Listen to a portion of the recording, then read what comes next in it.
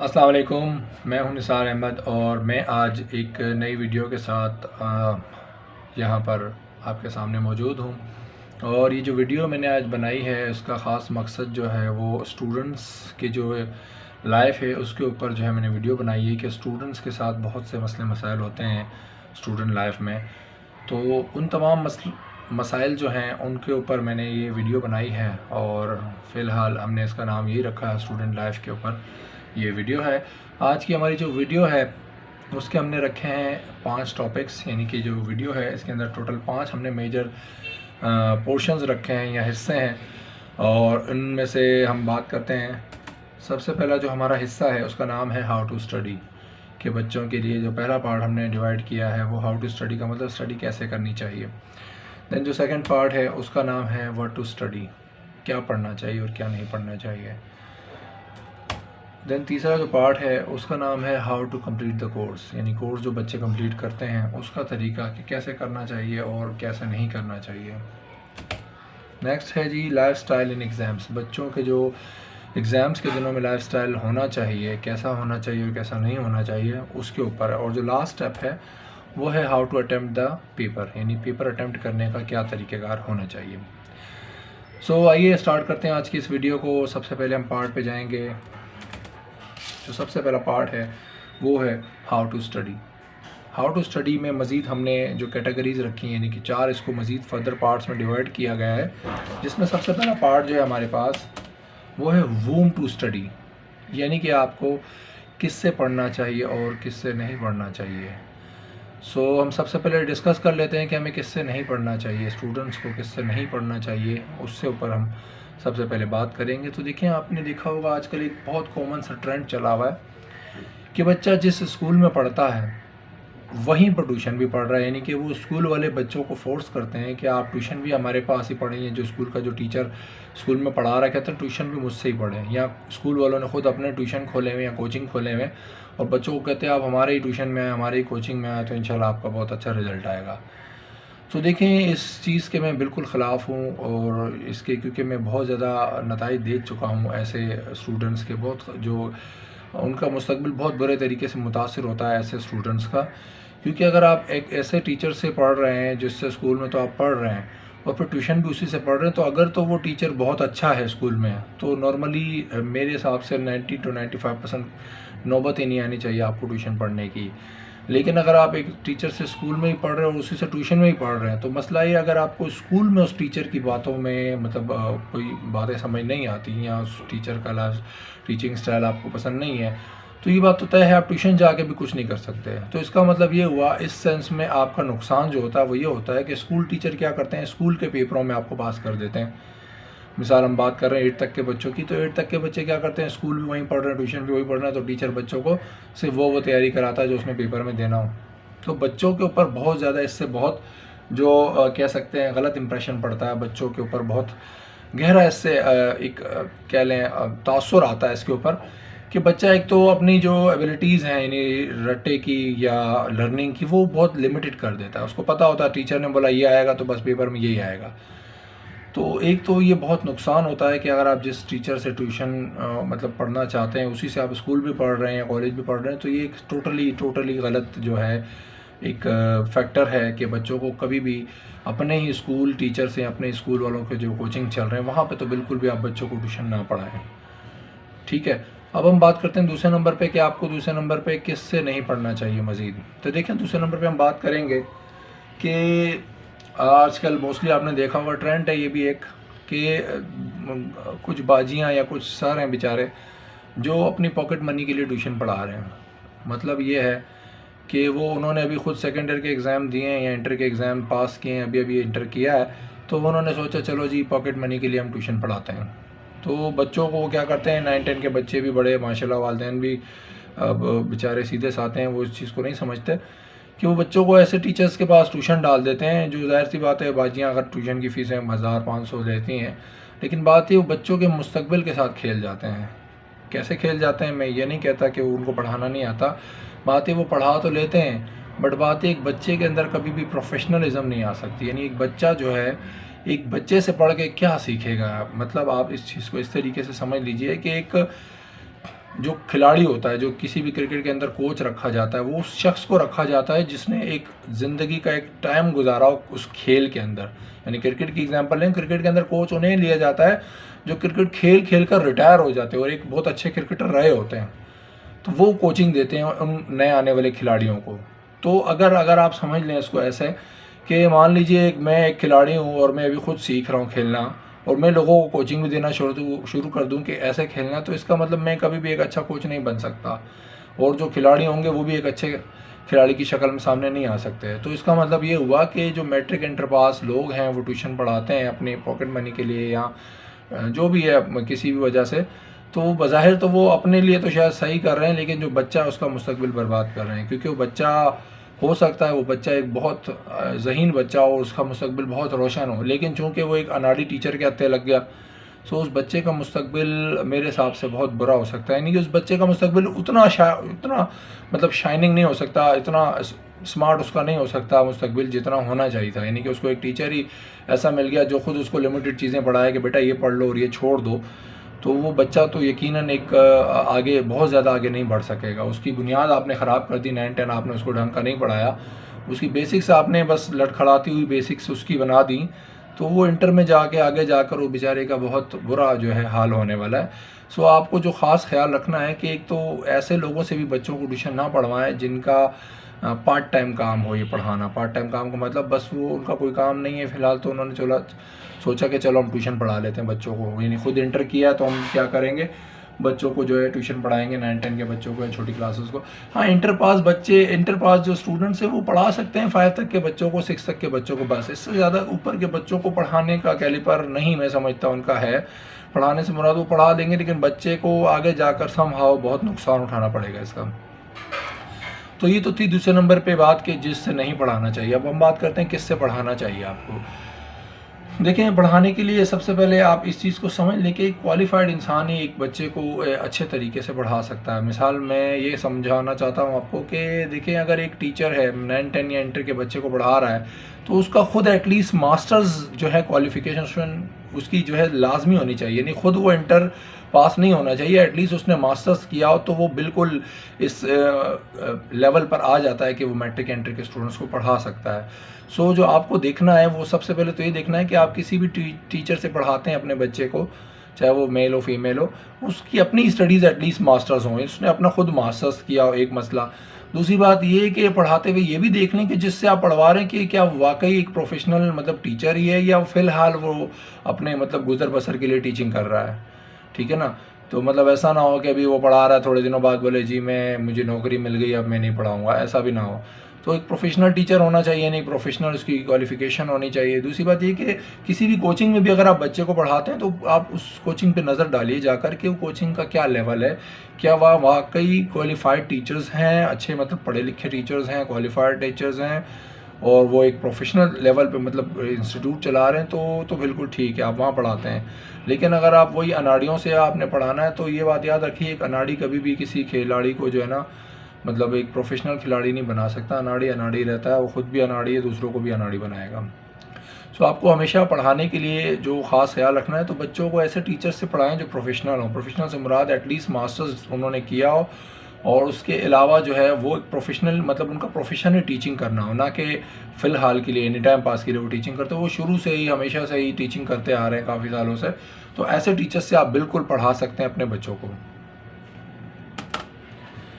दूसरे नंबर पे हम बात करेंगे, जो इसका दूसरा पार्ट है वो है एनवायरनमेंट। एनवायरनमेंट कहते हैं माहौल को। माहौल देखें, माहौल जो है वो बहुत असर डालता है आपके बच्चे के ऊपर, यानी आपके ऊपर, स्टूडेंट के ऊपर। देखें, माहौल से कहते हैं ना वो क्या कहते हैं, तरबूज को देखकर तरबूज रंग पकड़ता है।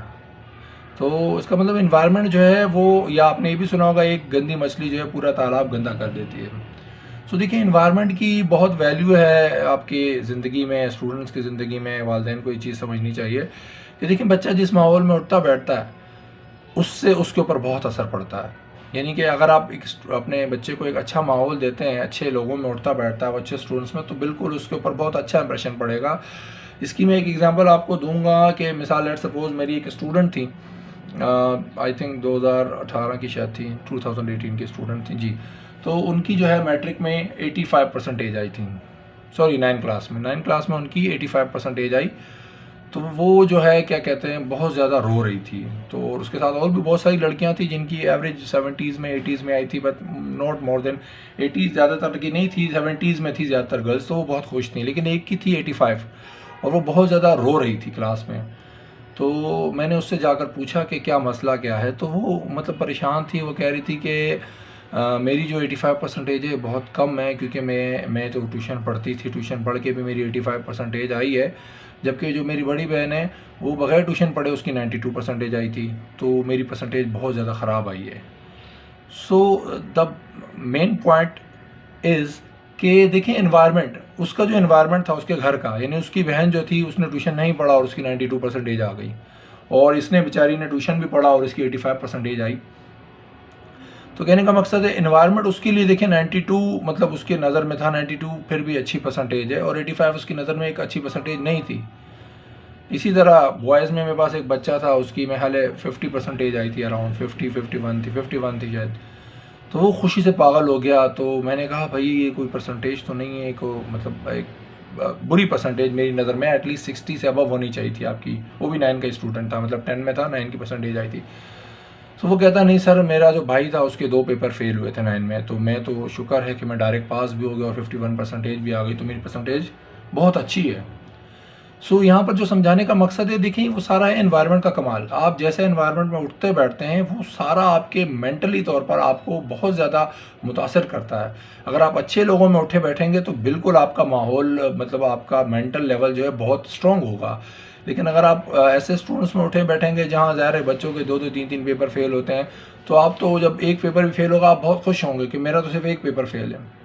सो जो दूसरा हमने पॉइंट डिस्कस किया वो है एनवायरनमेंट। एनवायरनमेंट जो है बच्चों को आप अच्छे से अच्छा दें, अच्छे से अच्छे मतलब लोगों में उठे बैठे स्टूडेंट्स, जो उसके दोस्त हों, ख़ास तौर पर उसके साथ जो स्टूडेंट्स हैं वो अच्छी ज़हनियत के होने चाहिए, अच्छे मतलब उनके लेवल ऑफ एजुकेशन है, स्टडीज़ हैं, वो उनको इंटरेस्ट होना चाहिए तालीम में। यानी उनके लिए 60-70 परसेंटेज अच्छी परसेंटेज नहीं होती, उनको पता हो कि 80-90 परसेंटेज एटलीस्ट होनी चाहिए। सो जो दूसरा पार्ट था वो एनवायरनमेंट था। अब हम बात करते हैं तीसरे पार्ट की। जी, तीसरा पार्ट है टाइम का। टाइम क्या होना चाहिए स्टडीज़ के लिए? तो बिल्कुल टाइम देखें, टाइम भी बहुत डिपेंडेंट करता है, बहुत डिपेंडेंट है आपके पास कि आप स्टडीज़ किस टाइम में करना चाहते हैं। तो देखें, जो जनरली आपने बहुत से लोगों से सुना भी होगा और हमेशा ये फैक्टर भी है कि स्टडीज़ के लिए ऐसा टाइम रखिए जो आपके लिए बड़ा कन्वीनियंट हो, मतलब बहुत आपके लिए आसान हो, ईजी हो पढ़ना उसमें। तो देखिए, सबसे जो आसान टाइम जनरली लोग रिकमेंड करते हैं वो है सुबह फजर का टाइम, यानी फजर की नमाज़ के लिए आप उठना चाहिए, नहीं भी उठते अगर तो फजर की नमाज़ के बाद जो टाइम होता है ना, एक्चुअली इस टाइम माइंड बहुत ज़्यादा फ्रेश होता है, यानी दिमाग बिल्कुल जब ताज़ा होता है, जब आप उठते हैं दिमाग बिल्कुल फ्रेश होता है। तो ऐसे टाइम में स्पेशली आपकी जो मेमोराइजिंग पावर होती है, यानी याद रखने की, याददाश्त की जो याद रखने की पावर होती है वो बहुत अच्छी होती है, यानी कि फ्रेश माइंड होता है, तो आपके ऊपर कोई प्रेशर नहीं होते फालतू। तो उस टाइम में आप स्टडीज़ अगर करना चाहें तो बहुत अच्छे तरीके से मतलब आप स्टडीज़ कर सकते हैं, यानी कि आपकी जो मेमोराइजिंग पावर है, मेमोरी के हवाले से, या कोई चीज़ समझना चाहते हैं आप, प्रैक्टिस करना चाहते हैं, तो जो सुबह का टाइम है स्पेशली वो बहुत अच्छा टाइम होता है आपके पास कि आप फजर के टाइम जो है आप स्टडीज़ करें। फजर मतलब सुबह 5 या 6 बजे आप उठते हैं, तो सुबह 7 साढ़े 7 जब तक आपके स्कूल का टाइम नहीं हो, तो इस टाइम आप पढ़ें तो सबसे अच्छा और बेहतरीन टाइम ये समझा जाता है स्टडीज़ के लिए। एक दूसरा ये कि रात का टाइम भी होता है, लेकिन रात में ज़्यादातर लोग इसको रिकमेंड नहीं करते, रात का टाइम सोने के लिए बेहतर है। तो ये है कि रात में भी कुछ लोग इसको रिकमेंड करते हैं, अच्छा टाइम होता है। लेकिन मेन चीज़ जो है, जो टाइम सबसे अच्छा है वो यही है कि आप रिलैक्स होने चाहिए, आपका माइंड रिलैक्स होना चाहिए, ऐसे टाइम पे आप बिल्कुल पढ़ सकते हैं। सो अब हम बात करते हैं जो इसका चौथा और लास्ट पार्ट है, पार्ट ए का, और वो है style of study. Style of study बड़ी अहमियत रखता है आपकी स्टडीज़ के अंदर कि आपका जो पढ़ने का अंदाज़ है वो कैसा है। यानी कि अब आप मिसाल के तौर पर आप एग्जांपल ले लें, अब एक बच्चा है वो 3 घंटे रोज़ पढ़ता है और एक बच्चा है वो सिर्फ 1 घंटा रोज़ पढ़ता है, लेकिन जब रिज़ल्ट आता है तो जो 1 घंटा रोज़ाना पढ़ता है उसका रिज़ल्ट बहुत अच्छा आता है, जो 3 घंटे रोज़ाना पढ़ता है उसका रिज़ल्ट अच्छा नहीं आता। इसके पीछे क्या फैक्टर है? इसको कहते हैं style of study. Style of study क्या है? आपका जो स्टडी का स्टाइल है वो समझ लीजिए क्या होना चाहिए और क्या नहीं होना चाहिए। देखिए, मोस्ट ऑफ द केसेस आपने देखा होगा आजकल तो माशाल्लाह मोबाइल का दौर है, हर बच्चा मोबाइल से जुड़ा हुआ है। सो मोबाइल के साथ स्टडी करना तो सरासर बेवकूफ़ी है, ठीक है ना। उसकी वजह ये, आपने यहाँ बुक खोली, साथ में मोबाइल रखा हुआ है, तो आपने जैसे ही पढ़ना शुरू किया, मैसेज आ गया किसी का, चलें जी उसको जवाब दिया, फिर पढ़ना शुरू किया, कोई आपको व्हाट्सएप पे मतलब कोई भी वीडियो आ गई फ़नी या जो भी है। तो कहने का मकसद है आप ऐसे ऐसे मतलब सर्कमस्टेंसेस में, ऐसे हालात में आप नहीं पढ़ सकते हैं। यानी ऐसे आप 3 घंटे भी पढ़ें वो किसी काम के नहीं। जबकि या आप ऐसे भी कर लें कि आप मिसाल पढ़ रहे हैं तो आपको किसी ने, आपकी अम्मी ने, अब्बू ने आवाज़ दी, जाओ बेटा चीनी ले आओ, जाओ दूध ले आओ, अच्छा जी ठीक है, किताबें बंद की, फिर गया। तो नॉर्मली आपको करना ये है कि ऐसे नहीं पढ़ना, जैसे मैंने अभी बात की कि आपको पढ़ते पढ़ते पता ही नहीं है, मतलब मोबाइल भी सामने रखा हुआ है, सामने टीवी चल रहा है आपके, और आप स्टडीज़ भी कर रहे हैं साथ, या तो कानों में एंट्रियाँ लगाई हुई हैं आपने, गाने भी सुन रहे हैं और साथ साथ कोई काम भी कर रहे हैं, तो ठीक है कर सकते हैं ऐसे। मोस्टली केसेस में बच्चे ऐसे अक्सर होते हैं मोस्टली कि वो मैथ्स स्पेशली करते हुए हैंड फ्री लगा लेते हैं, यानी गाने सुन रहे होते हैं और मैथ्स की प्रैक्टिस कर रहे होते हैं। तो पॉसिबल है, ऐसा नहीं है कि पॉसिबल नहीं है, पॉसिबिलिटी है, ऐसा बहुत से स्टूडेंट्स कर सकते हैं। बट जो मैं समझाना चाह रहा हूँ वो ये है कि देखें, इसको आप समझ लीजिए, जो आपका स्टाइल है ना, इससे आपका जो फोकस है, जो तवज्जो है वो बढ़ जाती है। आपको जो करना है वो ये करना है, अपनी तवज्जो जो है, आपका जो ध्यान है वो 100% आपको रखना है अपनी स्टडीज़ पे। यानी जो आपको करना है वो क्या करना है, आपको ये करना है कि स्टडीज़ के लिए सबसे पहले तो आपको चाहिए अपना मोबाइल फ़ोन अपने से दूर रख दीजिए। यानी आप अगर एक रूम में स्टडी कर रहे हैं तो आपको मोबाइल इस रूम में नहीं होना चाहिए, आपसे दूर होना चाहिए। यानी अगर आपने इरादा किया आपने पढ़ना है तो 1 घंटे के लिए आप भूल जाइए कि आपको अपना मोबाइल उठाना है, मोबाइल साइलेंट पे करके आपने दूसरे रूम में रख दिया। दूसरे नंबर पे आप ऐसी जगह पर बैठें जहाँ टीवी ना हो या लोग ना हो, यानी कि ऐसा भी नहीं है कि आपके रिश्तेदार या कज़न या बहन भाई आपके पास बैठे हुए हैं, आप उनसे गपशप भी कर रहे हैं और पढ़ भी रहे हैं, ऐसा नहीं कर, मतलब घूम फिर के मेरा जो कहने का मकसद है वो ये कि आप अपने आप को इस तरीके से बाउंड कर लीजिए कि जहाँ आप स्टडी करने बैठे हैं वहाँ सिर्फ आप हो, आपकी बुक्स हों और कुछ भी ना हो, ना मोबाइल हो, ना टीवी हो, ना हैंड फ्री हो, कुछ भी ना हो, ना कोई इंसान हो उसके आपके पास। तो आपको जो स्टडी करनी है उसके लिए आपको जो एनवायरनमेंट चाहिए, जो मेन जो आपके पास एनवायरनमेंट स्टडी के लिए जो स्टाइल होना चाहिए आपका, वो ये होना चाहिए कि आपके पास सिर्फ और सिर्फ बुक्स हों, आपका सिंपल कैलकुलेटर हो, या साइंटिफिक अगर आप इंटर के स्टूडेंट हैं तो साइंटिफिक होना चाहिए, इसके अलावा कोई भी ना हो। आपने एक माइंड बना लिया कि मुझे 1 घंटा पढ़ना है, तो अब मिसाल इसीलिए हमने रिकमेंड किया सबसे अच्छा टाइम है फजर का। फजर का टाइम नॉर्मली ऐसा है जिसमें आपको ना तो घर वाले सौदा लाने का कहेंगे, और ना ही आपका कोई रिश्तेदार आपके पास बैठ के गपशप करेगा, और ना ही नॉर्मली आपके मोबाइल पे मतलब मैसेजेस आएंगे फजर के टाइम, क्योंकि ज़्यादातर लोग सोए होते हैं इस टाइम। जो सबसे ज़्यादा अच्छा जो वक्त है वो है फजर का वक्त, और सबसे अच्छा मैंने आपको स्टाइल बताया स्टडी का, वो फजर के वक्त ही आपको अचीव हो सकता है। वैसे भी हो सकता है लेकिन वो कोशिश करनी पड़ेगी आपको।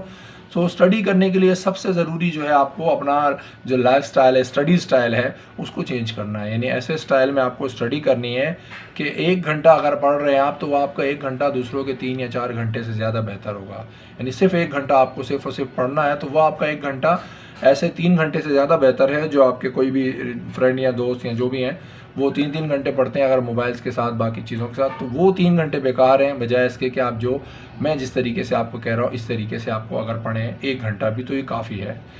ये तो था चौथा पार्ट, जो हमारा फर्स्ट सेक्शन था, ए सेक्शन, जिसका नाम था हाउ टू स्टडी, और उसके हमने 4 पार्ट्स डिस्कस किए। पहला पार्ट था वूम टू स्टडी, यानी कि किससे पढ़ना था और किससे नहीं पढ़ना था। दूसरा था एनवायरनमेंट, यानी कि माहौल क्या होना चाहिए आपके लोगों के, आपके गिर्द के लोगों का।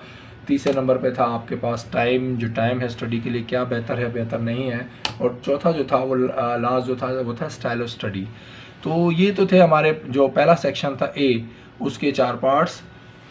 सेकंड सेक्शन है जिसका नाम है व्हाट टू स्टडी, कि क्या पढ़ना चाहिए और क्या नहीं पढ़ना चाहिए।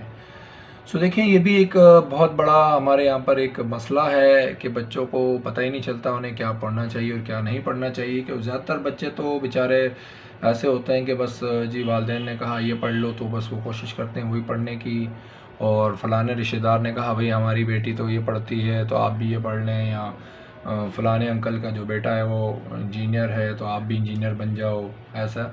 तो ये सबसे बड़ा एक मसला रहा है हमेशा से बच्चों के लिए कि उनको क्या पढ़ना चाहिए क्या नहीं पढ़ना चाहिए। इस पे हम बात करते हैं अब। देखें, सबसे पहले तो हम इसको बात करते हैं कि बच्चों को ज़ाहिर है 9-10 तक तो आपके पास ऑप्शन होता ही नहीं है। ज़्यादातर स्कूल में साइंस ही पढ़ाई जाती है, आर्ट्स नहीं पढ़ाई जाती।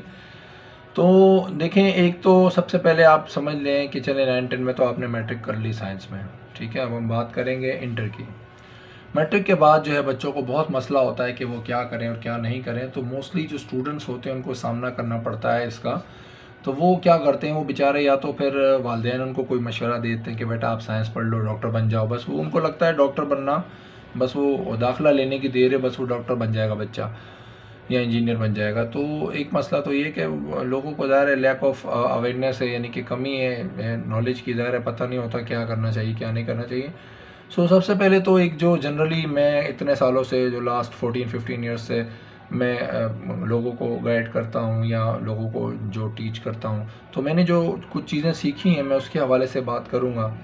कि सबसे पहले तो देखें, मोस्टली जो बच्चे साइंस लेते हैं उनके लिए स्पेशली एक मेरे हिसाब से एक कैलकुलेशन है कि देखें 80 जो एवरेज 80% ले लेते हैं बच्चे मैट्रिक में, मिनिमम 80%। हम मिनिमम की बात करें, कम से कम की, ज़्यादा की बात नहीं कर रहे, कम से कम 80% अगर किसी बच्चे की आती है तो उसको रिकमेंड किया जाता है कि उसको साइंस पढ़नी चाहिए। याद रहे मैंने कहा मिनिमम 80%, यानी कम से कम 80 से कम वालों की अभी हम बात नहीं कर रहे, 80 से जिनकी अबव है मैट्रिक में उनकी बात हो रही है कि जिनकी मैट्रिक में 80 से ज़्यादा परसेंटेज आती है उनके लिए जनरल एक फार्मूला है कि उन्हें साइंस पढ़ लेनी चाहिए। उसकी वजह ये, जो मैट्रिक है और जो इंटर है उसमें ज़मीन आसमान का फ़र्क है। मैट्रिक लेवल की स्टडीज़ में और इंटर लेवल की स्टडीज़ में बहुत ज़्यादा डिफरेंस है। जो बच्चे पढ़ चुके हैं मैट्रिक के बाद इंटर, उन्हें तो अंदाज़ा हो ही गया होगा। जो नहीं पढ़ चुके यानी जो अभी फर्स्ट ईयर में आए हैं या अगले साल आएंगे, उन्हें ये अंदाज़ा होगा जब वो एग्ज़ाम्स देंगे। सो जो बताने का मकसद है वो ये कि देखिए मैट्रिक और इंटर में बहुत ज़्यादा डिफरेंस होता है स्टडीज़ का, स्टडीज़ के लेवल का, स्टडीज़ का, फिर उसके बाद असेसमेंट जो होती है, चेकिंग होती है, उसका भी बहुत डिफरेंस है। सो बच्चे बेचारे सीधे साधे होते हैं, वो तारे ज़मीन वाली बात है। बच्चे तारे ज़मीन पर जो हैं, जिस तरह के केसेस होते हैं सारे, उनको बस किसी ने मशवरा दे दिया जी आप डॉक्टर बन जाओ, बोला ठीक है जी अभी हम मेडिकल में दाखिला ले लेते हैं। किसी ने कहा नहीं जी इंजीनियर बन जाओ आप, बोला ठीक है अभी दाखिला ले लेते हैं हम। तो ये जो सबसे बड़ा मसला है कि हमने सबसे पहले जो बात की वो ये है कि कम से कम 80% अगर तो बच्चे की मैट्रिक में आती है तो उसको बिल्कुल साइंस लेनी चाहिए, अगर उसको इंटरेस्ट है साइंस में तो। 80 से कम नहीं, 80 से अबव वालों की बात हो रही है, 80 से कम वालों की भी हम बात करेंगे। तो अगर आपकी परसेंटेज कम से कम 80 है, 80 से बाद आपकी परसेंटेज भले 95 हो, हम बात नहीं कर रहे हैं, हम बोल रहे 80 से अबव है तो बिल्कुल आप साइंस ले सकते हैं। अब साइंस के अंदर भी हम बात करेंगे दो चीज़ों की। साइंस में आपके पास 3 ऑप्शंस हम कह रहे होते हैं। एक तो होता है जी प्री मेडिकल का ऑप्शन, यानी प्री मेडिकल का मतलब मेडिकल की प्री यानी कि उसकी स्टार्टिंग आप बेसिक्स पढ़ेंगे। एक होता है प्री इंजीनियरिंग का, और तीसरा आपने एक चीज़ नहीं सुनी होगी वो होती है DAE, ठीक है ना, जो क्या कहते हैं उसको, टेक्निकल जो फील्ड होती हैं, टेक्निकल डिप्लोमास वगैरह होते हैं, वो इसके अंदर आ जाता है। और इसमें चौथी भी एक हम फील्ड ऐड कर लेते हैं जो कि होता है मास्टर्स, MSc साइंस में आप किसी भी सब्जेक्ट में मास्टर्स कर लेते हैं। सो देखिए जो हमने बात की 4 चीज़ें यहाँ पर, सबसे पहले प्री मेडिकल, फिर है प्री इंजीनियरिंग, फिर है DAE और चौथे नंबर पे MSc, ठीक है। MSc का मतलब BSc, फिलहाल हम बात करते हैं साइंस ही करना है, उसके बाद की बात करेंगे BSc वगैरह जो भी है। तो प्री मेडिकल ऐसे स्टूडेंट जिनकी कम से कम 80% है उनको बिल्कुल जो है प्री मेडिकल ले लेना चाहिए, ट्राई करना चाहिए। उसकी वजह ये, जब वो बच्चे देखें मैट्रिक और इंटर में इतना डिफरेंस है कि यूजुअली मैट्रिक में जो बच्चे 80% लेते हैं, इंटर में वो 60 भी ले लें तो एवरेज इसको अच्छा समझा जाता है। मतलब जो समझाने का मकसद है वो ये है कि लेवल का इतना डिफरेंस आ जाता है कि अगर एक बच्चा मैट्रिक में 80% लेता है अपनी मेहनत से, तो इस बात की कोई गारंटी नहीं है कि वो इंटर में 80% ले सकता है। बट जनरली ये होता है कि मैट्रिक में 80% लेने वाला इंटर में लगभग 60 या 70 के करीब आ जाए तो बहुत एक उसको बेहतर समझा जाता है, रिजल्ट बहुत अच्छा समझा जाता है। सो प्री मेडिकल बिल्कुल लेना चाहिए स्टूडेंट्स को, बट इस सोच पे आप लीजिएगा प्री मेडिकल के अगर आपको कम से कम 80% इंटर में भी लानी है, क्योंकि अगर आप इंटर में 80% कम से कम लाते हैं तो आपको गवर्नमेंट की किसी भी यूनिवर्सिटी में MBBS का चांस ज़रूर मिलेगा। बट अगर आपकी 80% नहीं आती इंटर में, तो आप समझ लें ऐसे कि आपकी जो पैसे हैं या आपकी जो मेहनत है वो बहुत ज़्यादा जो है लगने वाले हैं, ठीक है ना। मतलब ये है कि अगर आपकी 80% इंटर में आ जाती है, सो आपको किसी भी गवर्नमेंट की यूनिवर्सिटी में MBBS में दाखिला मिल जाएगा। और गवर्नमेंट की जो MBBS की फ़ीस है वो लगभग कम से कम आप या ज़्यादा से ज़्यादा लगा लें तो 1 लाख रुपए होगी सालाना। गवर्नमेंट की जो अच्छी यूनिवर्सिटीज़ हैं, गवर्नमेंट की 1-2 ही हैं, मतलब जो MBBS की यूनिवर्सिटीज़ हैं टॉप की, तो उनकी जो मैक्सिमम फ़ीस है वो 1 लाख रुपए 1 साल की अराउंड, यानी 5 साल की 5 लाख रुपए फ़ीस लगेगी अगर आपकी इंटर में 80% आ जाती है तो। अगर 80% नहीं आती तो क्या होगा? अगर आपकी 80% नहीं आती तो ये होगा, आपको प्राइवेट यूनिवर्सिटी में एडमिशन लेना पड़ेगा, गवर्नमेंट यूनिवर्सिटी में आपको एडमिशन नहीं मिल सकता, नामुमकिन हो जाएगा MBBS में। सो जो प्राइवेट हम यूनिवर्सिटी की बात करते हैं एवरेज अगर, सो प्राइवेट यूनिवर्सिटी की जो मेरे हिसाब से कम फीस है सालाना वो 10 लाख रुपए है, यानी 5 साल का कम से कम 50 लाख रुपए आपका लगेगा डॉक्टर बनने के लिए। सो मैं उम्मीद करता हूँ आपको समझ आ गई होगी मैं क्या समझाना चाह रहा हूँ कि अगर तो आप मेडिकल लेते हैं प्री मेडिकल इंटर में तो ठीक है, अच्छी बात है, उसके लिए शर्त हमने बता दी, मैट्रिक में कम से कम 80 है तो फिर आप ट्राई कीजिए मेडिकल। फिर इंटर में आपको कम से कम 80% लानी है, तब आपके चांसेस बनेंगे आप गवर्नमेंट यूनिवर्सिटी में एडमिशन ले सकते हैं। फिर गवर्नमेंट यूनिवर्सिटी में एडमिशन होगा तो समझे आपको एवरेज साल का 1 लाख रुपए फीस होगी, यानी 5 साल में आपके 5 लाख रुपए लगेंगे और आप एक अच्छे प्रोफेशनल डॉक्टर बन जाएंगे। यहाँ उल्टा हिसाब है, जिस तरह आपने अक्सर देखा होगा लोग गवर्नमेंट स्कूल का नाम सुन के या गवर्नमेंट कॉलेज का नाम सुन के बड़ा अजीब सा फील करते हैं, नहीं जी गवर्नमेंट स्कूल में बच्चा क्या पढ़ेगा, गवर्नमेंट कॉलेज में क्या, तो ठीक है वो तो एक हद तक ठीक है, लेकिन गवर्नमेंट यूनिवर्सिटी का हिसाब उल्टा है, रिवर्स है। गवर्नमेंट यूनिवर्सिटी की जो क्वालिफिकेशन जो होती है स्टूडेंट्स के लिए, बच्चों के लिए, उसका लेवल बहुत हाई है, ये रिवर्स हो जाता है। जैसे गवर्नमेंट के स्कूल या कॉलेजेस लोग बुरा समझते हैं, सही नहीं समझते तालीम के हवाले से, तो गवर्नमेंट की यूनिवर्सिटी उसका ऑपोजिट है, वो गवर्नमेंट की यूनिवर्सिटी लाख गुना बेहतर होती है प्राइवेट यूनिवर्सिटी से, पढ़ाने के हवाले से, फीसिस के हवाले से, हर चीज़ के हवाले से गवर्नमेंट की यूनिवर्सिटी बेहतरीन समझी जाती है। यानी अगर आप गवर्नमेंट यूनिवर्सिटी से डॉक्टर बनते हैं तो आपको चुटकियों में जो है नौकरी मिल जाएगी, लेकिन अगर आप प्राइवेट यूनिवर्सिटी से पढ़ते हैं तो आपकी नौकरी जो है बड़ी मुश्किल होता है आपको नॉर्मली अच्छी जगह पे नौकरी मिलना। सो सबसे पहले हमने बात की कि MBBS यानी प्री मेडिकल जो आप लेते हैं, ठीक है, अच्छी बात है, उसके लिए शर्त है कि 80% कम से कम मैट्रिक में है तो आप साइंस की तरफ जा सकते हैं। फिर हम बात करते हैं प्री इंजीनियरिंग की। देखें प्री इंजीनियरिंग के लिए आप बात वही है, इसमें भी हमने 80% रख दी है शर्त के, चलें 80% कम से कम होती है इंजीनियरिंग मैट्रिक के लिए आपकी, तो आप इंजीनियरिंग ले लें। बट इसमें भी शर्त फिर घूम फिर के वही आ जाती है कि अगर आपकी इंटर में एटलीस्ट 80% आती है तो आपको गवर्नमेंट यूनिवर्सिटी में एडमिशन मिलेगा। गवर्नमेंट यूनिवर्सिटी का यही हिसाब है, आपकी मैक्सिमम 1 लाख 1 साल की फ़ीस है, 4 साल की आपकी 4 लाख फ़ीस होगी। बट अगर आपका नहीं होता गवर्नमेंट यूनिवर्सिटी में एडमिशन तो आपको प्राइवेट यूनिवर्सिटी लेनी पड़ेगी, और प्राइवेट यूनिवर्सिटी का इंजीनियरिंग का हम कह लेते हैं इतना ज़्यादा नहीं तो चलें 2 से 2.5 लाख रुपए सालाना खर्चा है इंजीनियरिंग का कम से कम। सो आपकी 4 साल की डिग्री कम से कम 10 लाख रुपए में होगी। लेकिन प्राइवेट यूनिवर्सिटी से आपको इंजीनियरिंग नहीं करनी चाहिए, बिल्कुल भी नहीं करनी चाहिए, क्योंकि उसकी कोई वैल्यू नहीं होती, और पाकिस्तान में स्पेशली इंजीनियरिंग का बहुत बुरा हाल है। सो इंजीनियरिंग तो मैं रिकमेंड नहीं करता किसी को भी कि इंजीनियरिंग करें। तो इंजीनियरिंग मतलब अगर तो गवर्नमेंट लेवल पर हो जाता है तो बहुत अच्छी बात है, आप किसी भी कंप्यूटर की फील्ड में घुस जाएँ इंजीनियरिंग में, या कोई भी आप अच्छी फील्ड्स हैं काफ़ी कंप्यूटर के से रेलेवेंट इंजीनियरिंग में, तो ठीक है, केमिकल इंजीनियरिंग हो गई, मैकेनिकल हो गई, ठीक है ना। बाकी अगर तो प्राइवेट यूनिवर्सिटी में आप जा रहे हैं तो नहीं जाना चाहिए, मैं समझता हूँ आपको फील्ड चेंज कर लेनी चाहिए इंटर के बाद, ठीक है ना। तो इंटर के बाद यानी कि आपको इंजीनियरिंग, हाँ इंजीनियरिंग से अगर आपको इतना लगाव है साइंस पढ़ने का, मैथ्स पढ़ने का, तो आपको एक अच्छी फील्ड आपको जो रिकमेंड की जाती है वो है DAE, डिप्लोमा आप कर लीजिए। ये जो आपके पास होते हैं टेक्निकल बोर्ड्स हैं, टेक्निकल जो कॉलेजेस हैं, टेक्निकल बोर्ड्स हैं, ये टेक्निकल डिग्रीज़ कराते हैं बच्चों को। यानी कि इंटर आप चाहें तो अगर इंजीनियरिंग से नहीं करना चाहते, प्री इंजीनियरिंग के बजाय आप इंटर डिप्लोमा में चले जाएं टेक्निकल बोर्ड्स में। टेक्निकल बोर्ड्स की खूबी क्या होती है, उनकी खूबी ये होती है कि वो आपको इंजीनियरिंग के कोर्सेज तो पढ़ाएंगे, बट वो आपको जो प्रैक्टिकल होता है वो भी करवाएंगे। जिस तरह इंजीनियरिंग में आप सिर्फ कहानियाँ पढ़ेंगे, थ्योरीज पढ़ेंगे, न्यूटन के लॉस पढ़ लेंगे ज़्यादा से ज़्यादा। तो जो DAE है उसमें आपको जो फ़ायदा होगा वो ये है कि मिसाल अगर आप इलेक्ट्रिकल की फ़ील्ड लेते हैं तो आप इलेक्ट्रिकल यानी फ़िज़िक्स वगैरह जो पढ़ रहे हैं, केमिस्ट्री वगैरह जो भी पढ़ेंगे, उसके साथ साथ आपको इलेक्ट्रिकल के प्रैक्टिकल्स करवाएंगे, यानी आपको इलेक्ट्रिकल का काम भी सीख जाएंगे आप। इंटर इसमें 2 के बजाय 3 साल का होता है, लेकिन उसमें फ़ायदा ये आप हुनर सीख जाएंगे, काम सीख जाएंगे। अब मिसाल के तौर पर आप AC का काम यानी AC की फ़ील्ड लेते हैं तो उसमें AC के मतलब आप फिज़िक्स जो वगैरह पढ़ेंगे उसके साथ AC का काम भी आप सीख जाएंगे। तो इसमें डिफरेंट फील्ड्स हैं, ऑटोमोबाइल की फील्ड है, डिफरेंट फील्ड्स हैं। तो जो भी आप फील्ड लेंगे उसमें आपको फ़ायदा ये होगा कि आप सिर्फ थ्योरी पढ़ेंगे, साथ साथ प्रैक्टिकल भी ज़रूर करना सीख जाएंगे, तो आपको एक हुनर आ जाएगा, काम सीख जाएंगे। जबकि ये काम आप इंजीनियरिंग करके भी नहीं सीख सकते, यानी कि इंटर की बात नहीं कर रहा, इंटर के बाद आप जो 4 साल की इंजीनियरिंग करते हैं तब भी आपके पास कोई हुनर नहीं होता, यानी कि आप सिर्फ थ्योरेटिकल चीज़ों के बारे में जो है आप जानते हैं, उसके हवाले से प्रैक्टिकली आपके पास नॉलेज नहीं होती।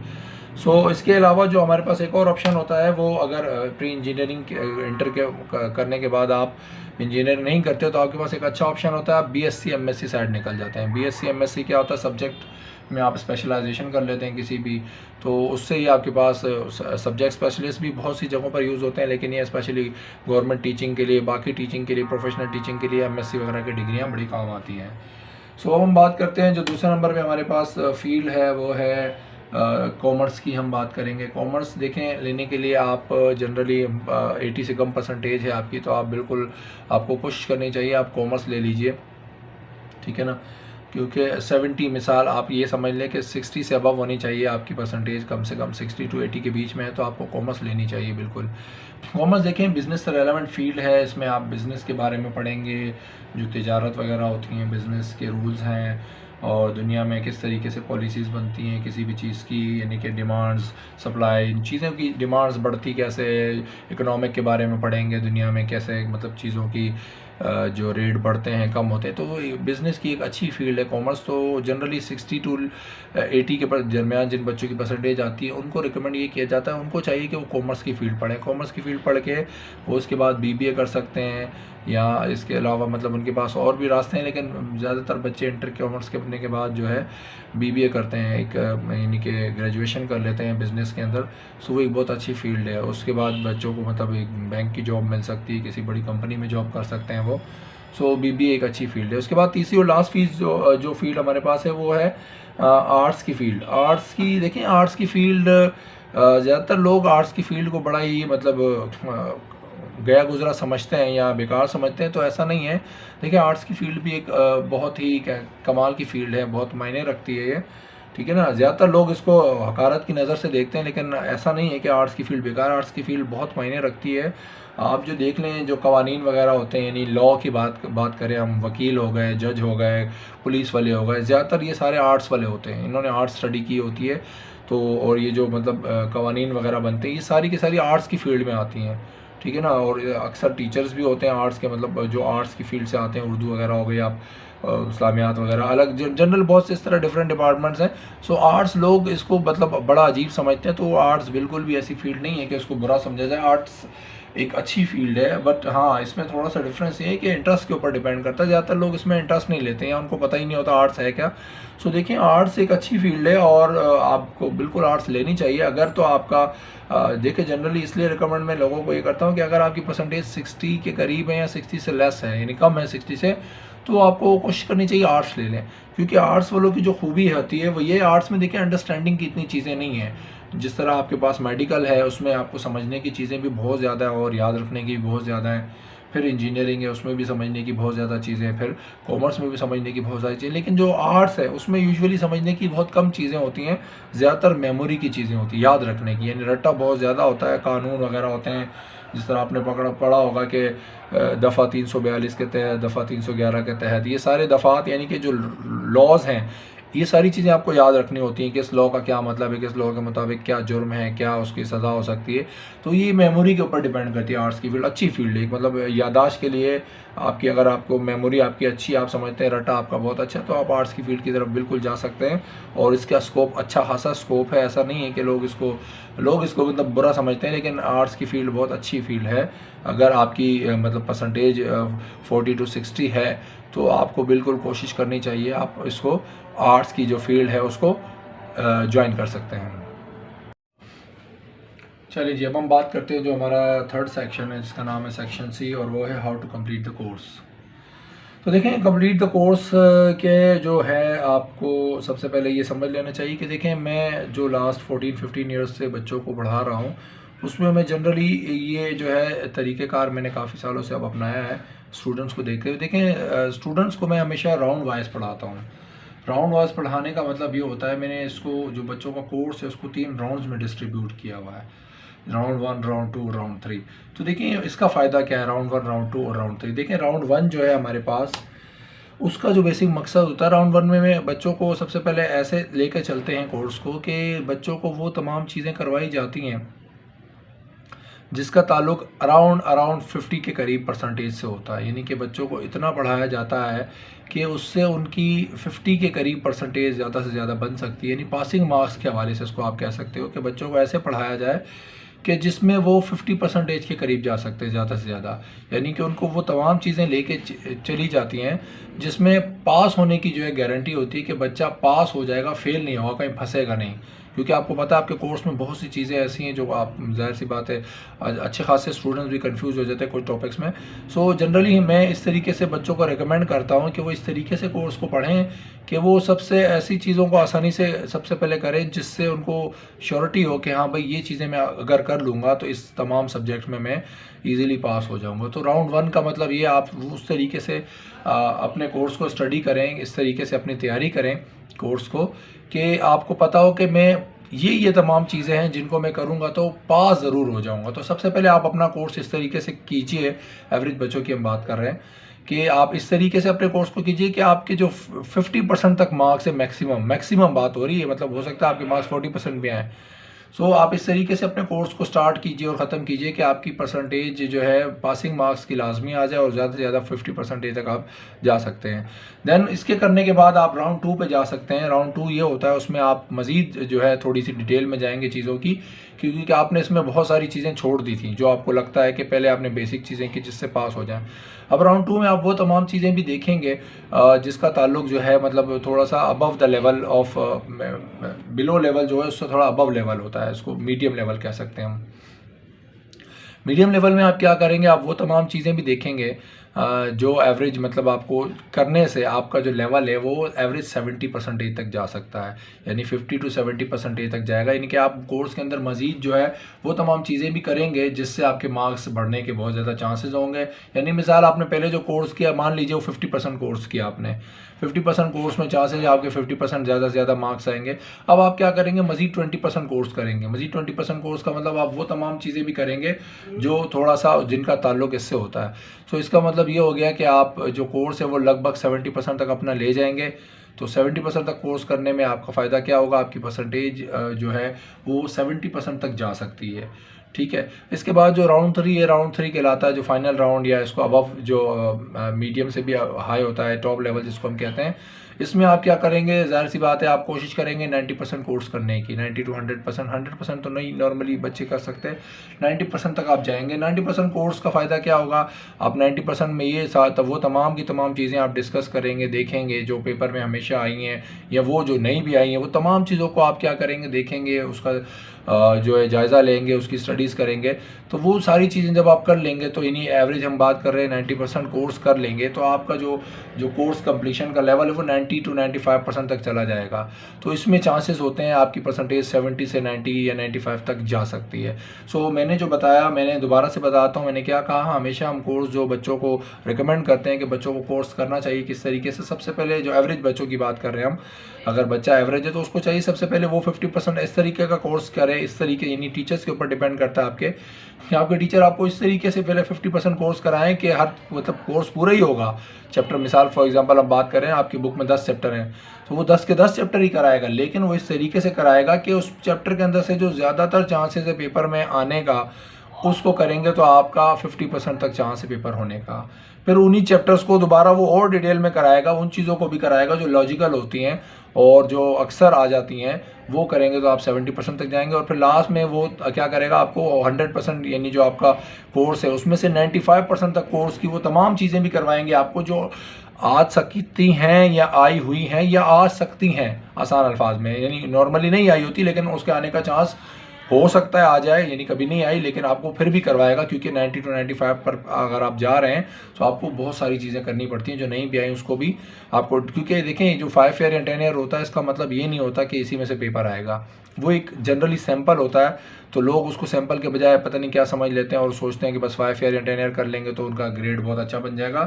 सो ये समझने की बात है कि आप जब 90 to 95% कोर्स करते हैं तो उसमें आप वो चीज़ें भी करते हैं जिसका चांस हो सकता है कि शायद वो आ जाए, मतलब वो आती नहीं है बट कर लें। सो इस तरीके से आप क्या करेंगे, ये जो 3 सेक्शंस हमने 3 राउंड बनाए, राउंड 1, राउंड 2, राउंड 3, कोर्स हमेशा इस तरीके से आपको स्टडी भी करना चाहिए और याद भी करना चाहिए, तैयारी करनी चाहिए, प्रैक्टिस जो हम कह रहे हैं प्रैक्टिस करनी चाहिए। अब हम बात करेंगे इसमें जो चौथी चीज़ है वो है देखिए फोकस। सेक्शन सी जो है उसमें मेन चीज़ है फोकस।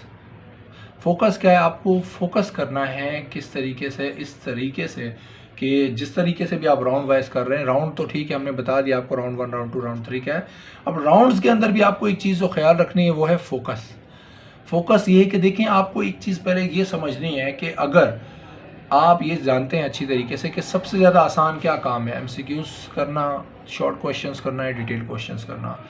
ऑब्वियसली अगर आप देखे जाए कि आप एमसीक्यूज को अगर आप देखें, यानी ज़्यादा टाइम अगर आप एमसीक्यूज पे लगाते हैं तो मोस्टली चांस है आपके मार्क्स इजीली आप अचीव कर सकते हैं as compare to section B and section C. तो फोकस आप इस तरीके से कीजिए कि सबसे ज़्यादा, मिसाल पहले तो आप फोकस कीजिए जी सेक्शन ए पर, यानी एमसीक्यूज का जो सेक्शन होता है, क्योंकि अगर आप ज़्यादा से ज़्यादा एमसीक्यूज कर लेते हैं तो आपके चांस है ज़्यादा से ज़्यादा आपको इजीली मार्क्स जो मिल सकते हैं वो एमसीक्यूज के हैं, अगर आप तैयारी अच्छे तरीके से करते हैं ज़्यादा से ज़्यादा। तो सबसे ज़्यादा फोकस आप मिसाल के तौर पर सेक्शन ए पे करेंगे, एमसीक्यूज पे, क्यों, वो कम वक्त में आपको ज़्यादा चांसेस दे सकता है मार्क्स के। देन दूसरे नंबर पे है सेक्शन बी, जाहिर सी बात है फोकस आप सेक्शन बी पे करेंगे। सेक्शन बी में आपके पास मोस्टली केसेस में होते हैं न्यूमेरिकल्स या डेरिवेशंस टाइप की होती हैं। सो देखिए section B as compare to section C ज़्यादा आसान, क्योंकि सेक्शन बी देखें हर चैप्टर से लगभग न्यूमेरिकल आता है, डेरिवेशन भी आती है, तो वो करना as compare to section C ज़्यादा आसान है। फिर लास्ट में आप करेंगे फोकस सेक्शन सी पे। सेक्शन सी देखें पूरी बुक की थ्योरी होती है, और पूरी बुक की थ्योरी में से सेक्शन सी में जो 2 या 3 सवाल आते हैं लॉन्ग, वो पूरी बुक में से आते हैं, तो वो थोड़ा फोकस करना मुश्किल होता है। सो हमने जो लास्ट जो पॉइंट डिस्कस किया इसका, वो क्या है, आपको फोकस करना है। राउंड्स तो करने हैं, round 1, round 2, round 3, but focus करना ज़रूरी है। सबसे ज़्यादा आपको फोकस पहले तो करना चाहिए सेक्शन ए पर, देन सेक्शन बी पर, देन सेक्शन सी पर। तो इस तरीके से अगर आप फोकस करेंगे और इस तरीके से अगर आप राउंड वाइज कोर्स करते हैं, सो आई एम श्योर कि आप अपने कैलिपर, अपने लेवल के हिसाब से आप अपनी रिक्वायर्ड परसेंटेज हासिल कर सकते हैं। यानी आप अगर 50% तक चाहते हैं तो आपको मैंने तरीका बता दिया, आप 70 तक जाना चाहते हैं तो भी बता दिया, और 90 या 95 तक जाना चाहते हैं तो भी आपको तरीका बता दिया। एक तो राउंड वाइज, दूसरा आपको हमने बताया कि फोकस आपको किस तरीके से करना है अपने, यानी बिल्कुल जिसको पासिंग मार्क्स लेने हैं, जाहिर सी बात है वो एमसीक्यूज पे सबसे ज़्यादा फोकस करेगा कि किसी तरीके से अगर वो पूरी बुक के एमसीक्यूज का रटा लगा लेता है, तो 17 या 18 मार्क्स की एमसीक्यूज अलग अलग सब्जेक्ट्स में होती है मिसाल, तो वो उस हिसाब से उसके मार्क्स उतने होंगे। तो ये सारा डिपेंड करता है आपके ऊपर। सो ये तो था हमारा सेक्शन सी, जिसमें हमने 4 बातें की। सबसे पहले की राउंड 1 की, राउंड 2 की, राउंड 3 की, और चौथा जो हमारा पॉइंट था वो था फोकस था section A, section B and section C. चलिए जब हम बात करते हैं हमारा जो चौथा सेक्शन है, सेक्शन डी, जिसका नाम है जी लाइफ स्टाइल इन एग्ज़ाम्स, जो कि बहुत ज़्यादा ज़रूरी है और आपको पता होना चाहिए। लाइफ स्टाइल जो एग्ज़ाम्स के बीच में नहीं, हम बात अब जो बात कर रहे हैं एग्जामिनेशन के दिनों की बात कर रहे हैं, यानी कि जनरली भी हो सकता है या आप जनरली भी इसको इस तरीके से आप कर सकते हैं, लेकिन स्पेशली हम बात कर रहे हैं एग्ज़ाम्स के दौरान की, यानी कि एग्ज़ाम आप समझ लीजिए आपके एग्ज़ाम शुरू हैं इसी वीक या नेक्स्ट वीक से, तो इस दौरान अब आपको स्टडीज़ के लिए एग्ज़ाम्स में 1 मंथ रहता है, तो आपका जो लाइफ स्टाइल होना चाहिए वो क्या होना चाहिए, ठीक है ना। तो उसके अंदर मज़ीद जाहिर सी बात है हमने हर सेक्शन को 4 कैटेगरीज में डिवाइड किया। तो इसमें जो सबसे पहली कैटेगरी है वो है स्लीपिंग। स्लीपिंग जी, सोना ये हम गोल्ड की बात नहीं कर रहे, हम जो बच्चे हमेशा सोए रहते हैं, सोना पसंद करते हैं, उस सोने की बात कर रहे हैं। तो देखें सोने का स्टाइल जो होना चाहिए वो क्या होना चाहिए। देखें सोना, एक चीज़ तो समझ लीजिए हमेशा कि इंसान को जो है, एक एवरेज इंसान की बात करें, स्टूडेंट्स की बात कर लें या एक मैच्योर इंसान की बात कर लें, तो देखें 6 से 8 घंटे की नींद जो है इंसानी जिस्म की ज़रूरत है। यानी कि एवरेज कम से कम 6, ज़्यादा से ज़्यादा 8 घंटे इंसान को सोना चाहिए, ठीक है ना। ये बॉडी की ज़रूरत है, दिमाग की ज़रूरत है। यानी आप अगर चाहते हैं आपका दिमाग फ्रेश रहे, आपकी बॉडी फ्रेश रहे, सो उसके लिए जो मिनिमम और मैक्सिमम रिक्वायरमेंट है वो मैंने आपको बता दी। कम से कम 6 घंटे सोना चाहिए आपको, ज़्यादा से ज़्यादा 8 घंटे सोना चाहिए। इससे कम कोशिश करें ना, उससे ज़्यादा भी ना। तो देखें कम सोएंगे तो मेंटली तौर पर थोड़ा डिस्टर्ब होंगे, ज़्यादा सोएंगे तो आप में सुस्ती आएगी। जो सबसे मेन फैक्टर है सोने का, वो एक चीज़ आपको मैंने बता दी कि कम से कम आपको जो सोना चाहिए हमेशा, ये सिर्फ एग्ज़ाम्स की बात नहीं हो रही, जनरली भी बात हो रही है। कम से कम अगर आप सोना चाहते हैं 6 घंटे लाजमी सोएं, ज़्यादा से ज़्यादा अगर आप सोना चाहते हैं तो 8 घंटे लाजमी आपको सोना चाहिए। ये आपके दिमाग और जिस्म दोनों की ज़रूरत है। ये सबसे बड़ा फैक्टर है, इसको लोग नहीं समझते और इसको थोड़ा सा मतलब हल्का सा इसको हल्का ले लेते हैं इस प्रॉब्लम को। ये बहुत ज़रूरी प्रॉब्लम है। ये मसला अगर आप नहीं समझेंगे तो आप कभी भी मेंटली तौर पर स्टेबल नहीं रह सकते। आपको बहुत मसाइल आएंगे दिमागी तौर पर, आप बहुत ज़्यादा कन्फ्यूजन का शिकार रहेंगे, बहुत ज़्यादा परेशान रहेंगे। ठीक है ना। तो ये सबसे ज़्यादा जो ज़रूरी है आपको समझना है कि आपका जो सोना है वो कम से कम 6 घंटे सोना चाहिए और ज़्यादा से ज़्यादा 8 घंटे आपको सोना चाहिए आम दिनों में भी और स्पेशली एग्ज़ाम्स के दिनों में। तो अब ये जो आपने देखा हो, इसकी एक जनरल सी एग्जांपल आप ये भी समझ लीजिए कि लेट्स सपोज मान लीजिए एक बंदा है अगर 12 घंटे सोता है रोज़ाना, सो सकता है, मैं नहीं कहता, मोस्टली लोग 12 घंटे ही सोते हैं। तो अगर 12 घंटे एक शख्स सोता है और मान लीजिए उसकी उम्र 60 साल है, उसने 60 साल ज़िंदगी गुजारी, तो इसका मतलब ये हुआ 60 साल की ज़िंदगी में 12 घंटे सोया और 12 घंटे जागा। तो इसका मतलब ये हुआ 60 साल की ज़िंदगी में उसने 30 साल सोकर गुजारे और 30 साल जागकर जो भी उसने दुनिया में करना था कर लिया। सो ये एक बहुत ही अजीब सा फैक्टर है। आप अगर सोचें तो ये कितना अजीब है कि इंसान की अगर 60 साल की ज़िंदगी वो 30 साल इस दुनिया में सोया रहा। तो इस सेंस में भी इसको समझ लिया, रिलीजियस पॉइंट ऑफ व्यू से भी ये ज़रूरी है कि आपको सोना इतना नहीं चाहिए। अगर हम 16 के बजाय 12 के बजाय इसको 8 घंटे में कन्वर्ट कर देते हैं, तो 8 घंटे का मतलब हो गया कि 24 का तीसरा हिस्सा, यानी 1 घंटे का तीसरा हिस्सा। तो इसका मतलब ये हुआ कि अगर आप 60 साल की ज़िंदगी गुजारते हैं और रोज़ 8 घंटे सोते हैं, तो इसका मतलब ये हुआ कि 60 साल में से आप 20 साल सो के गुजारते हैं अपनी ज़िंदगी और 40 साल जागते हैं, जो भी काम दुनिया के और दुनियावी और दीनी दौर करते हैं। फिर इसी तरह अगर आप 6 घंटे सोते हैं, 6 घंटे का मतलब 24 का चौथा हिस्सा हो गया।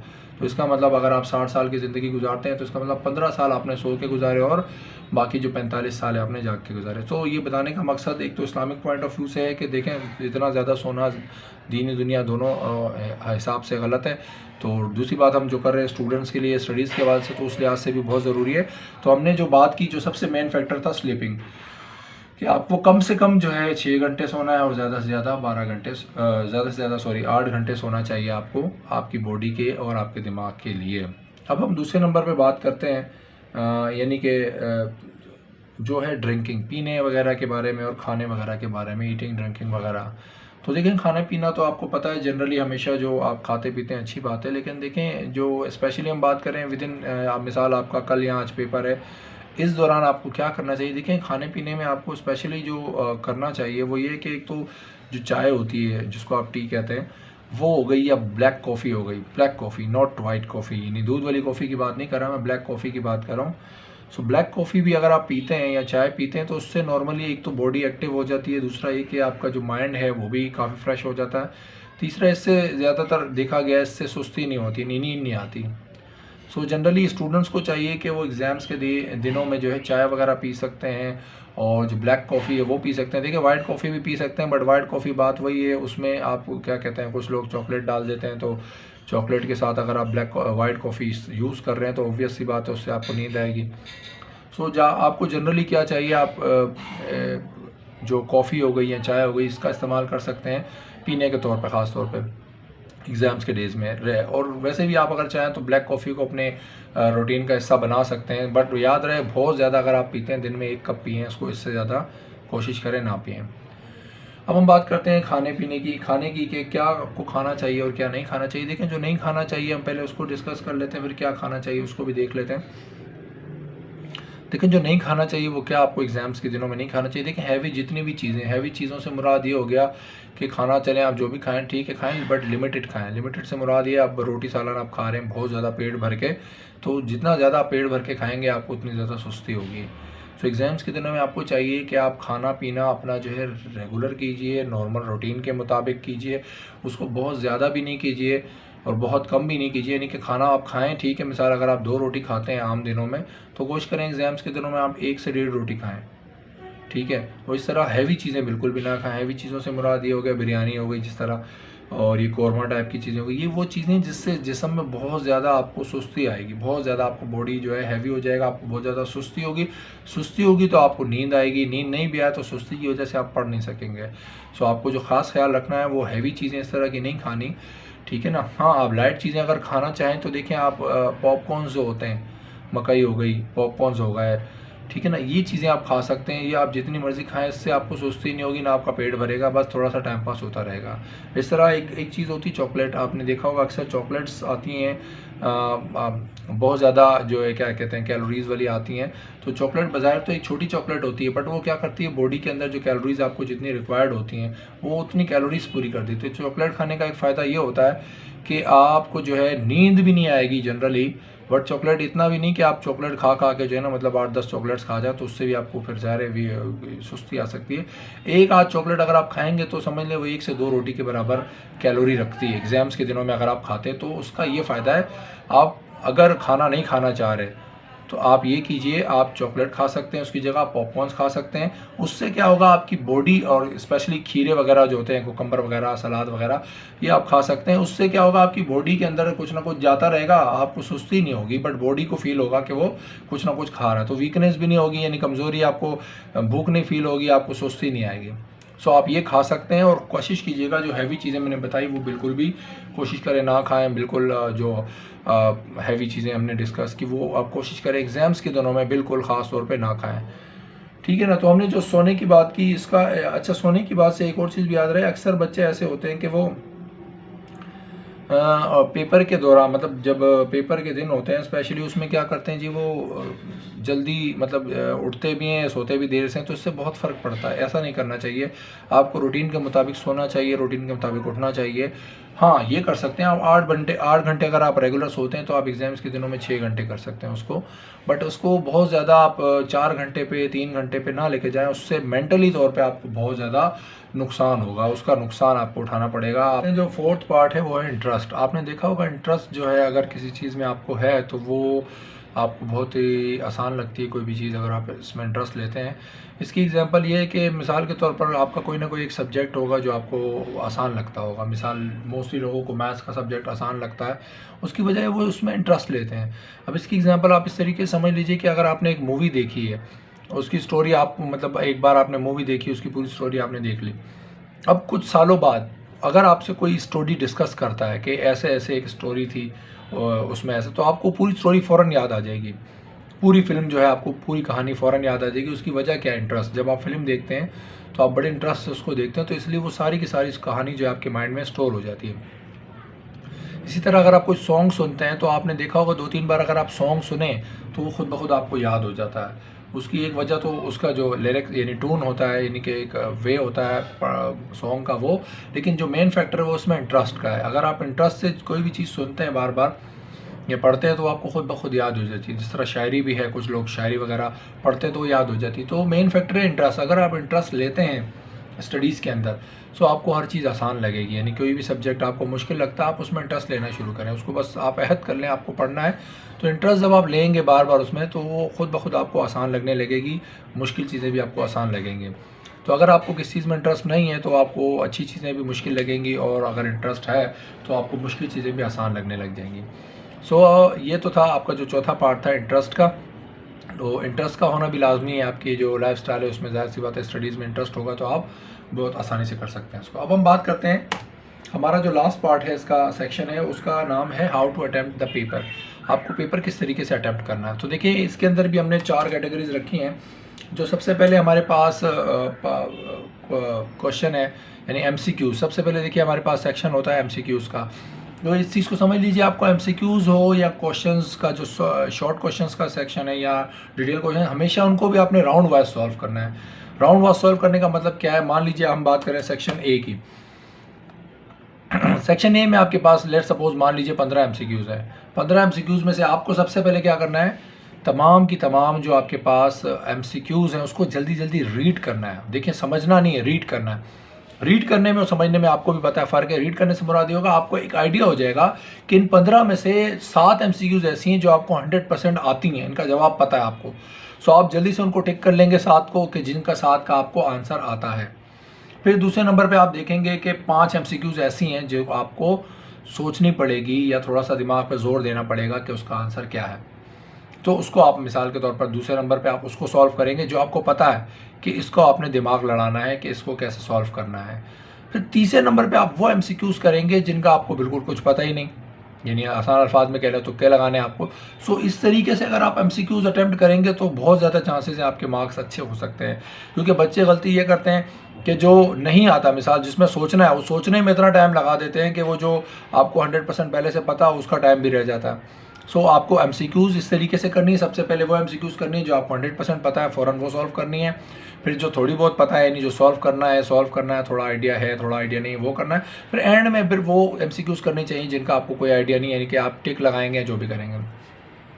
सिमिलरली सेक्शन बी में भी आपको यही करना है। शॉर्ट क्वेश्चन में सबसे पहले वो क्वेश्चंस आपको करने चाहिए जो आपको 100% आते हैं, फिर वो जो थोड़े बहुत आते हैं, थोड़े बहुत नहीं आते, और फिर एंड में वो करने चाहिए जिनका कोई आइडिया ही नहीं। नॉर्मली तो उसको नहीं करना चाहिए आपको, लेकिन आप करें भी तो बात ये टू द पॉइंट, उसके बारे में अगर कुछ जानते तो कीजिए, अदरवाइज ऐसी बेवकूफ़ी नहीं करनी चाहिए कि अगर एक चीज़ का आपको पता ही नहीं है क्या करना है और आप उसमें कहानियाँ लिखना शुरू कर दें। इसका कोई फ़ायदा नहीं, इसका बहुत नेगेटिव इंप्रेशन जाता है चेक करने वाले पे। जो तीसरी और लास्ट आपके पास जो चीज़ है सेक्शन जो डिटेल क्वेश्चंस हैं, डिटेल क्वेश्चंस में भी आपको यही करना चाहिए, वो क्वेश्चंस करने चाहिए जो आपको आते हैं। मिसाल पार्ट से अगर हम बात करें, हर क्वेश्चन के 2 पार्ट हैं, 3 में से आपको 2 क्वेश्चंस करने हैं, तो पहले आप वही कीजिए जो आपको आता है, जो नहीं आता उसको या जो कम आता है उसको बाद में अटैम्प्ट करना चाहिए एंड में। क्यों? क्योंकि आपको वो आपने जुमला सुना होगा, first impression is the last impression. वो इसीलिए कि चेक करने वाला जब आपकी कॉपी चेक करता है तो अगर उसको सही सही चीज़ें सारी स्टार्टिंग में मिलती हैं तो उस पर अच्छा इंप्रेशन जाता है कि एक स्टूडेंट जो है अच्छा स्टूडेंट है जिसकी कॉपी चेक हो रही है। बट अगर आप शुरू में ही सारे कहानियाँ लिखेंगे अपनी तरफ से, जो गलत गलत करेंगे, उससे बहुत नेगेटिव इंप्रेशन जाता है। तो इसमें जो लास्ट बात आपको बतानी है वो ये है कि आप जो भी करेंगे पेपर में, देखिए इसमें 2 काम करने हैं आपको। सबसे पहले तो करना है टू द पॉइंट काम करना है। टू द पॉइंट का मतलब जो पूछा गया उसके बारे में बताना है, कहानियाँ खुद से नहीं बनानी है आपको। मिसाल के तौर पर आपको किस चीज़ का पूछा गया, अगर आपको उस चीज़ के बारे में पता है तो बिल्कुल उस चीज़ के बारे में आप टू द पॉइंट का मतलब सीधी सीधी जैसा पूछा गया वैसा जवाब देंगे। दूसरे नंबर पे आपको करना है नीट। नीट का मतलब आपको सफाई से काम करना है। देखिए अक्सर बच्चे कन्फ्यूजन का शिकार होते हैं पेपर में, वो कन्फ्यूजन के मारे वो क्या करते हैं, पेज पे काटम पीटी जो होती है कटिंग करते हैं मार्कर से, पेन से वगैरह वगैरह, गंदगी करते हैं। ये चीज़ नहीं करनी है आपको। कोशिश करें जितना आराम सुकून से काम करें, सफाई से करें, बहुत अच्छी बात है। अदरवाइज गंदगी से बहुत गलत इंप्रेशन जाता है।